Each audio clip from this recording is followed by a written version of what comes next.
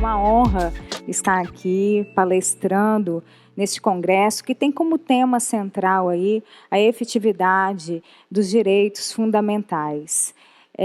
Quando nós estudamos direito constitucional, lá no constitucionalismo, é consabido por todos nós que o núcleo central da nossa Constituição Federal é a dignidade da pessoa humana. E isso decorre porque, ao final da Segunda Guerra Mundial, com o neoconstitucionalismo e as atrocidades cometidas pelo nazismo, ficou identificado que ninguém possui mais dignidade ou menos dignidade por causa da sua raça, da sua crença, da sua etnia. Então, todos nós possuímos dignidade. Em que pese a nossa Constituição Federal não haver hierarquia entre os princípios constitucionais, nós sabemos que a dignidade da pessoa humana, ela é um princípio, ele é um princípio norteador do nosso ordenamento jurídico e que dele deriva todas as normas, todas as leis que fazem a manutenção do nosso ordenamento. Então, eu me sinto muito confortável aqui hoje para falar desse tema. Eu, há 1 ano e meio, antes da intervenção do governo federal, esse ano em fevereiro, eu e o Rodrigo, a gente havia conversado e falado da importância de trazer a conhecimento de todos vocês o que acontece no estado de Roraima. Eu sou capixaba, sou do Espírito Santo, mas eu moro em Roraima há 6 anos e desde então eu luto para minimizar o sofrimento de crianças e adolescentes e migrantes venezuelanos e também da causa indígena. E se eu perguntar aqui a todos vocês aonde fica Roraima, provavelmente ninguém vai saber, Mas, mas se eu falar Monte Roraima, saberão, Por causa da novela do Comendador, Mas dependendo da perspectiva, do olhar, Roraima é o primeiro estado ou o último. Então, depende tudo do olhar. Mas nós vamos conversar hoje de questões muito urgentes, complexas, que assolam as comunidades indígenas do Brasil, e aqui eu vou falar particularmente dos povos indígenas Yanomami, no estado de Roraima, e da crise migratória venezuelana. É um desafio porque o tempo é curto, são muitas informações, mas eu vou ter que focar na exploração, no abuso sexual de crianças e adolescentes. E aqui um ponto muito relevante. Nós precisamos debater e trazer luz sobre esses temas, sobre violência, sobre exploração sexual, sobre abuso, sobre tráfico humano dessas pessoas inseridas nessas comunidades, dessas crianças, desses jovens e dessas mulheres. E uma ironia da coincidência, ela pesa sobre nós, porque enquanto nós estamos aqui conversando sobre crise humanitária, sobre uma violência que se perpetua no tempo contra os povos originários, há 30 anos, em 1993, houve o massacre de Hashimu, e esse massacre ele ficou conhecido como o primeiro caso de genocídio oficialmente reconhecido no Brasil. E olha que ironia, 30 anos após, nós estamos aqui conversando sobre crise humanitária dos povos originários. Esse massacre ele ficou conhecido porque 16 membros da comunidade indígena foram, da comunidade indígena Yanomami, foram brutalmente assassinados, com a invasão do garimpo. Eu não sei se vocês têm noção, mas a terra Yanomami, ela foi demarcada e homologada em 1992. E aí, um ano após essa demarcação, essa homologação, houve esse massacre, trazendo aí esse genocídio. E, desde então, o povo, né, o povo indígena, o povo Yanomami luta para ter o seu direito, a sua proteção resguardada. E nós estamos falando de um genocídio em curso, em que pese, né, a gente ser mencionado que o garimpo ilegal sempre existiu, mas nos últimos 4 anos nós percebemos uma violação de direitos humanos que nunca na história houve. Então, a gente precisa se atentar para essas questões, e isso é inaceitável, né? Como ter no núcleo central da Constituição Federal a dignidade da pessoa humana, nós não podemos aceitar violações contra nenhum tipo de ser humano, né? Seja os migrantes venezuelanos, sejam brasileiros, sejam os povos indígenas.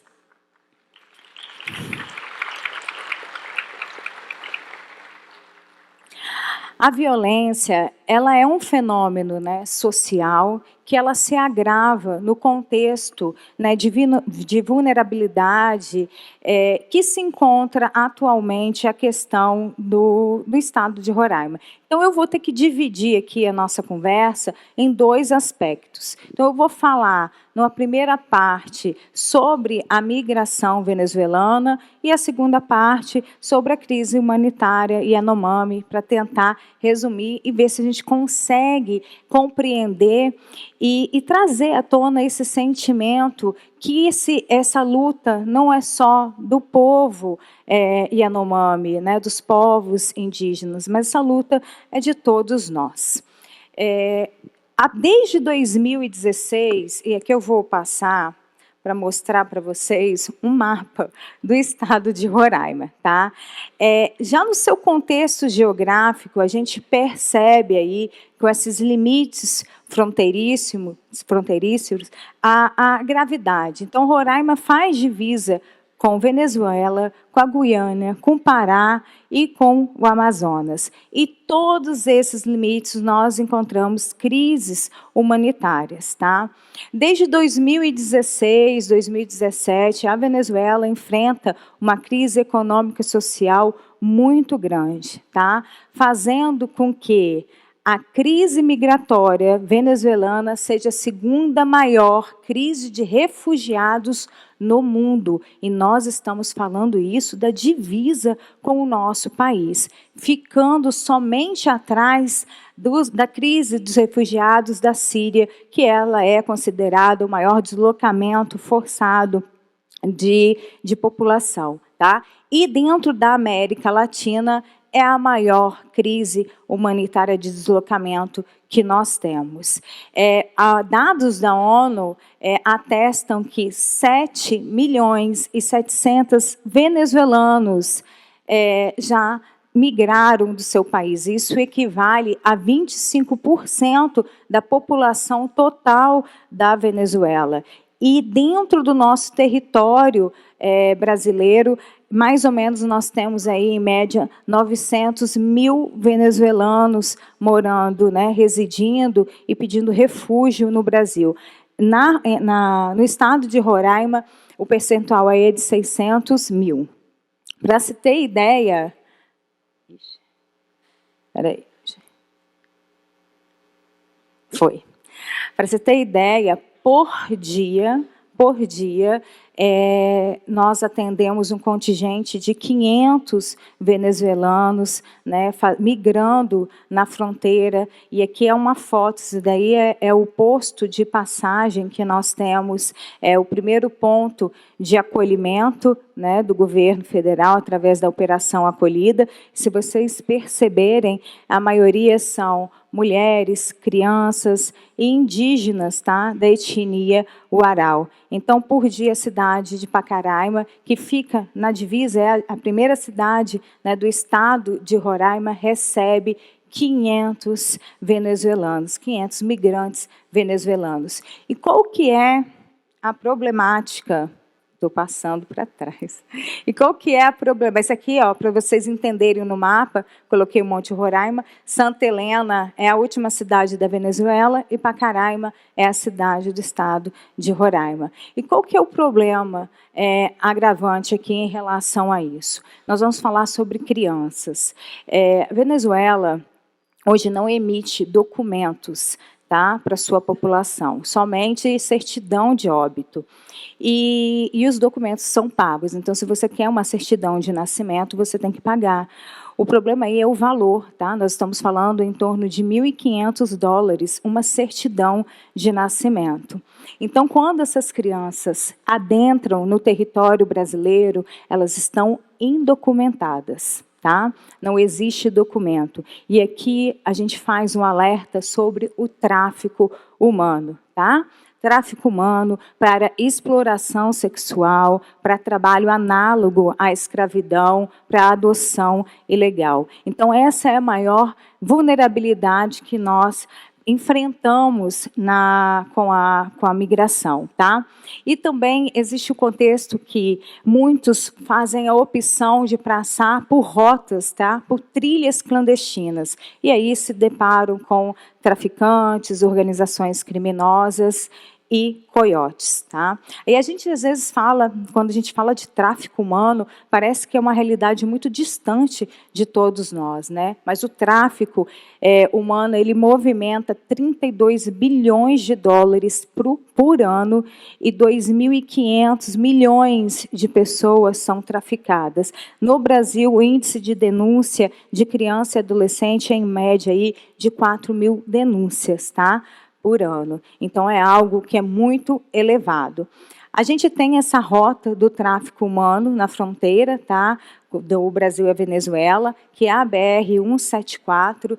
Essa é um gravame porque essa BR ela é pouca, a Polícia Rodoviária Federal não faz essa fiscalização. Então, a rota, né, nordeste do norte, ela sempre foi considerada rota de tráfico humano, mas hoje a gente tem a rota que a gente chama de contrafluxo, né, devido aí à crise humanitária venezuelana, porque agora, ao invés de irem mulheres brasileiras e adolescentes jovens, né, cair na exploração sexual do tráfico para a Venezuela, é o contrário, são mulheres, meninas que vêm da Venezuela para o Brasil, e aí se você percebe essa rota, ela vai desde né, da Venezuela, passa por Roraima e chega até Manaus. E Manaus ali a gente tem os principais países, né, de rota de tráfico humano, que é na Europa, Espanha, Portugal, a Guiana, que fica ao lado de Boa Vista, né? Se vocês olharem ali, ela está bem ao lado da capital de Roraima. E aqui, por último, esses dados eu consigo trazer porque eu faço um projeto de atendimento voluntário aos migrantes venezuelanos, tá? Indígenas. E qual que é a nossa preocupação? Realmente trazer cidadania para essas crianças, dignidade. Então, quando elas adentram no território brasileiro, a nossa grande preocupação e geralmente elas estão desacompanhadas, tá, dos seus familiares, dos pais, das mães, e nós fazemos, então, um processo de guarda provisória, para que aquele tio, aquele vizinho fique responsabilizado por essa criança. Tá? Então, aqui é algum dos atendimentos que nós fazemos, e a gente continuou com todo esse atendimento, inclusive na pandemia. Agora, nós vamos falar um pouquinho sobre a crise humanitária dos povos indígenas, tá? Pessoal, garimpo ilegal, ele traz fome, ele traz doença, ele traz exploração sexual, tá? Não existe, e aqui a gente precisa ficar determinado, garimpo em terra indígena é ilegal, tá?